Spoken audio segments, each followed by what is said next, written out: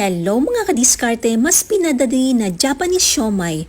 Hindi ka na mahihirapan na magbalot pa at mas tipid sa pambalot. Tipid sa oras at tipid sa gastos. Paki-follow ang ating Facebook page for more madiskarte recipes. Para sa kumpletong listahan ng ingredients, nasa dulo po ng ating video.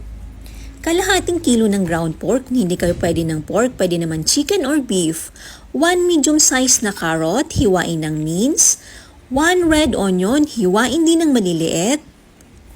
8 garlic cloves, hiniwa ko lang din ng mince. Maglagay din ng spring onions, nasa sa inyo kung gaano karami ang ilalagay ninyo. Kimchi or wansoy, pero ito ay optional lang naman. Maglagay din ng 1 teaspoon na ground black pepper at 1 teaspoon na asin, pero i-adjust base sa inyong panlasa. 3 tablespoon na oyster sauce, pwede din po kayo magdagdag. Haluin gamit ang mga kamay para mahalo mabuti.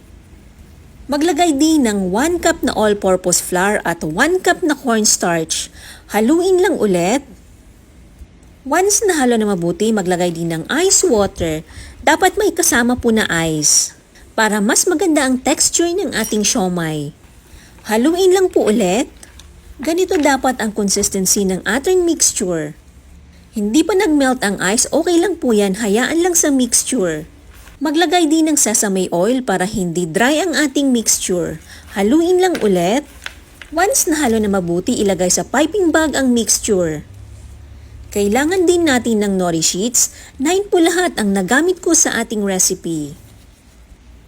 Kumuha ng isang nori sheet, then mag-pipe out ng mixture sa gilid. Isang line lang po dapat hanggang sa dulo ng nori sheet. I-slightly flatten lang, lagyan din ng oil ang spoon para hindi dumikit ang mixture sa spoon. Shout out kay Ma'am Joy Danoso from Siargao. Isang piraso ng crab stick, pero pwede po nyo hiwain sa dalawa para makatipid. Ilagay sa gitna ng mixture. Maglalagay pa po tayo ng isa pang crab stick. Mag-pipe out ulit ng mixture sa ibabaw. I-slightly flatten para matakpan ang mga crab sticks. Hindi ka na mahihirapan mag-roll pa kasi nakahulma na po ang ating mixture. I-roll lang po. Shout out kay Ma'am Edita Land from Queensland, Australia. Kay Ma'am Lori Principe from Marikina. Mag-brush ng tubig sa gilid para masil ng maayos ang nori sheet. I-roll lang po ulit para natin masil. Ganito po ang magiging itsura niya. Ilagay lang sa freezer ng 1 oras ang ating siomai roll para mag-firm para madali itong hiwain.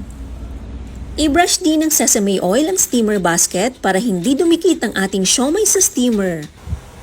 After na freeze ng 1 oras, i-check. So ayan, medyo nag-firm na para madali natin hiwain at hindi ito ma-deform. Hiwain lang into bite size.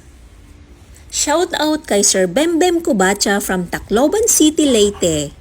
Ma'am Villanueva Melinda from Muscat, Oman. Ma'am Jera Ranch from La Trinidad, Benguet. I-arrange lang sa ating steamer basket.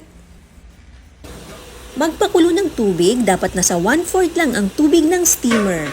I-steam ng 25 minutes in low-medium heat lang po.